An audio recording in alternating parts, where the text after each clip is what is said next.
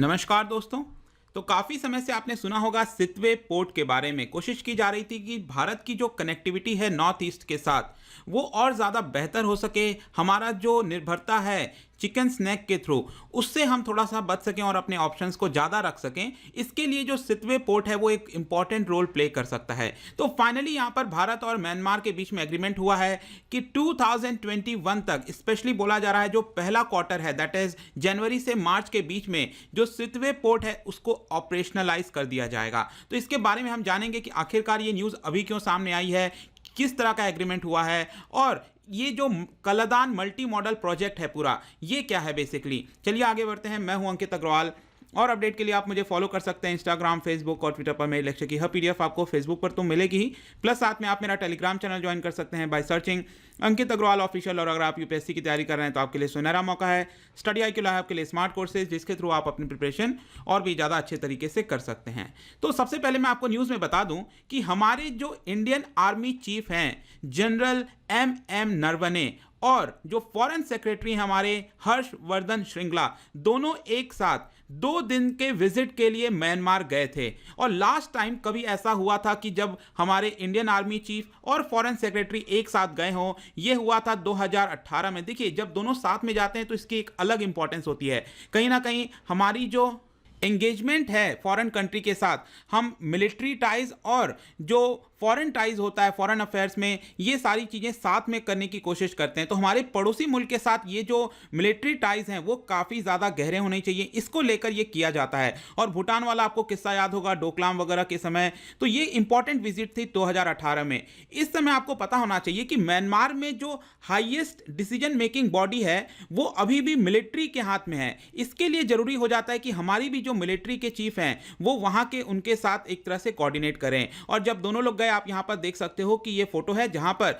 जो state counsellor है Myanmar की ऑंग सैन सू की, उनके साथ भी यहां पर मुलाकात किया गया। तो दोस्तों, ये जो विजिट हुआ था हमारे फॉरेन सेक्रेटरी और आर्मी चीफ के साथ, तो ये बेसिकली इसी में एग्रीमेंट हुआ है कि जो सितवे पोर्ट है वो 2021 में ऑपरेशनलाइज कर दिया जाएगा। एग्जैक्ट स्टेटमेंट अगर आप देखना चाहते हो मिनिस्ट्री ऑफ एक्सटर्नल अफेयर्स का, यहां पर आप देख सकते हो कि बोला गया है कि जो Kaladan multi modal transport project है जिसको भारत असिस्ट कर रहा है, पूरा इंफ्रास्ट्रक्चर बना रहा है, इसके साथ साथ जो ट्राइलेटरल हाईवे है, ट्राइलेटरल बेसिकली हम बोलें तो जो बांग्लादेश, भारत और म्यांमार के बीच में हाईवेज हैं उसको बनाने की कोशिश की जा रही है। तो इसमें बोला गया था कि सितवे पोर्ट को 2021 में ऑपरेशनलाइज कर देंगे। देखिए, जो सितवे पोर्ट है वो आपका कलादान मल्टी मॉडल प्रोजेक्ट का एक हिस्सा है, ठीक है। अब ये पूरा कलादान मल्टी मॉडल प्रोजेक्ट मैं आपको बताता हूं।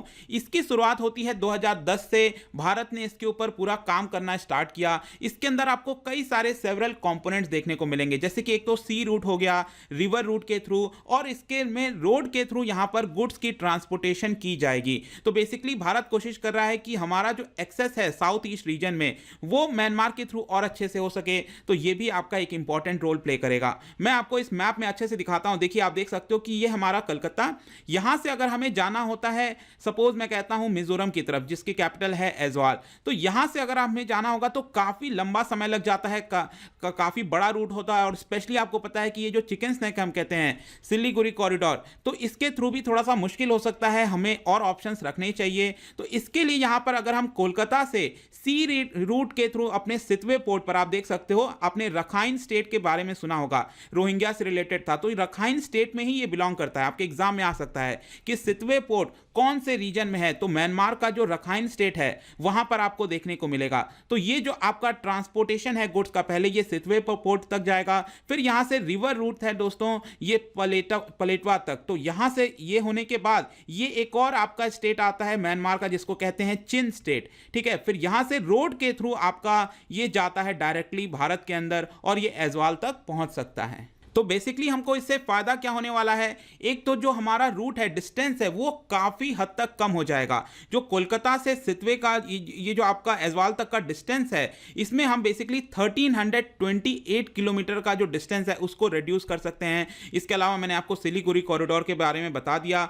और मैं आपको बता दूं कि जो सितवे पोर्ट है, यहां पर जो आप देख रहे हो रखाइन स्टेट में सितवे पोर्ट, ये ऑलरेडी भारत ने कंस्ट्रक्ट कर दिया है 2018 में ही, जिसमें कुल लागत करीब करीब 517 करोड़ की आई थी। लेकिन आपके मन में सवाल आ सकता है कि अगर हमने इसको बना दिया था पहले ही, तो अभी तक ये ऑपरेशनलाइज क्यों नहीं हो पाया? क्योंकि इसका डायरेक्ट लिंक आपको देखना होगा जो पूरा वायलेंस हुआ है रखाइन स्टेट में। ऑल्दो इंडिया ने इसको साइन किया था कि 2018 अक्टूबर के बाद हम इसको स्टार्ट कर देंगे, लेकिन जो एक पर्टिकुलर इंसर्जेंट ग्रुप है वहां पर रखाइन स्टेट में, जिसको कहा जाता है अरक्कन आर्मी, ये भी आप ध्यान रखिएगा नाम, उनके और म्यांमार मिलिट्री के बीच में काफी सारा कॉन्फ्लिक्ट देखने को मिला है काफी समय से, जिसकी वजह से एक एनजीओ ने बताया कि 2 लाख से भी ज्यादा लोग उस पर्टिकुलर स्टेट के अंदर डिस्प्लेस हो गए हैं। और ज्यादातर आपको याद होगा कि यहां से ये जो आपका रखाइन स्टेट है, यहां से चलकर लोग बांग्लादेश एंटर किए थे, और कुछ हद तक आपने सुना होगा कि भारत के अंदर भी इसमें प्रॉब्लम्स देखने को मिली थी। इनफैक्ट मैं आपको यह भी बता दूं कि पिछले साल की बात है, जो अरक्कन आर्मी है, जो इंसर्जेंट ग्रुप है,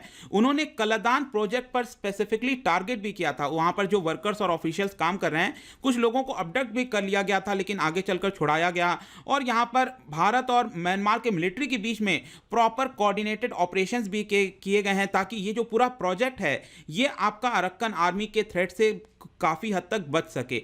तो ये सारी मेन चीजें हैं दोस्तों। और यहां पर इस पूरे प्रोजेक्ट में आपको बता दूं, लगभग सभी कुछ कंप्लीट हो गया है। बस एक चीज बाकी है, वो है आपका छोटा सा जो रोड प्रोजेक्ट है from Paletwa in Myanmar to Mizoram. मैं आपको यहां पर दिखा देता हूं, ये रहा आपका रखाइन स्टेट, और यहां से ये सितवे के थ्रू एंटर करेगा, यहां तक रिवर से इधर जाएंगे, और ये आता है आपका चिन स्टेट। तो चिन में यहां पर आपको मिलेगा पलेटवा, और फिर यहां से हमारा एंटर कर जाएगा। तो ये जो रोड का प्रोजेक्ट है, ये जो हमारे मिजोरम को कनेक्ट करेगा, इसको बस कंप्लीट करना बाकी है। फिर हम कंप्लीट तौर से जो कनेक्शन है अपना अच्छे से कर सकेंगे मिजोरम के साथ। इसके अलावा आपको बांग्लादेश का भी एंगल यहां पर समझना है, क्योंकि भारत की जो पॉलिसी है वो एक बैलेंस्ड पाथ पर चल रही है। हमें म्यांमार और बांग्लादेश दोनों को साथ लेकर चलना है ऑन रोहिंग्या इशू, क्योंकि बांग्लादेश अगर आप देखोगे काफी समय से कोशिश कर रहा है कि जितने भी रोहिंग्याज उनके देश में शरण लिए हैं, एंटर किए हैं, उनको किसी तरह से जल्द वापस से जो रखाइन स्टेट है उसमें भेजा जाए। लेकिन आपको पता है कि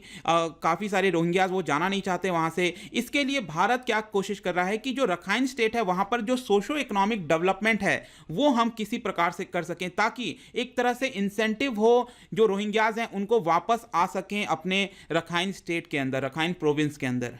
इनफैक्ट मैं आपको यह भी बता दूं कि दिसंबर 2017 में भारत और म्यांमार के बीच में एक मेमोरेंडम ऑफ अंडरस्टैंडिंग भी साइन किया गया था on the issue of Rakhine state development program. इसके थ्रू भारत ने बोला था कि हर साल हम करीब 5 मिलियन का ग्रांट इन एड प्रोवाइड करेंगे, ताकि जो रखाइन स्टेट है उसके डेवलपमेंट पर हम चीज़ों पर फोकस कर सकें। और जो रिसेंट यहाँ पर आपका आर्मी चीफ और फॉरेन सेक्रेटरी जो गए थे, तो यहाँ पर यह भी डिस्कस हुआ और बोला गया कि काफ़ी अच्छा प्रोग्रेस हो रहा है इसको लेकर। इनफैक्ट भारत ने यह भी बोला है कि मार्च 31, 2021 तक हम म्यांमार से करीब 1.5 लाख टन ऑफ उड़द जो है वो हम इंपोर्ट कराएंगे, ताकि म्यांमार को यहां पर सहूलियत हो सके। तो आई होप दोस्तों ये जो पूरा आपका वीडियो था रिगार्डिंग इंडिया और म्यांमार, ये जो सितवे पोर्ट आपका खुलने वाला है 2021 से, इसके बारे में लगभग सभी कुछ आपको जानकारी मिल गई होगी। मैं आपके लिए एक बहुत ही इंटरेस्टिंग क्वेश्चन लेकर आया हूं। क्या आप मुझे बता सकते हो, ये जितने भी पोर्ट्स के नाम मैंने यहां पर लिखे हुए हैं ये सभी इंडियन ओशन में है, ठीक है?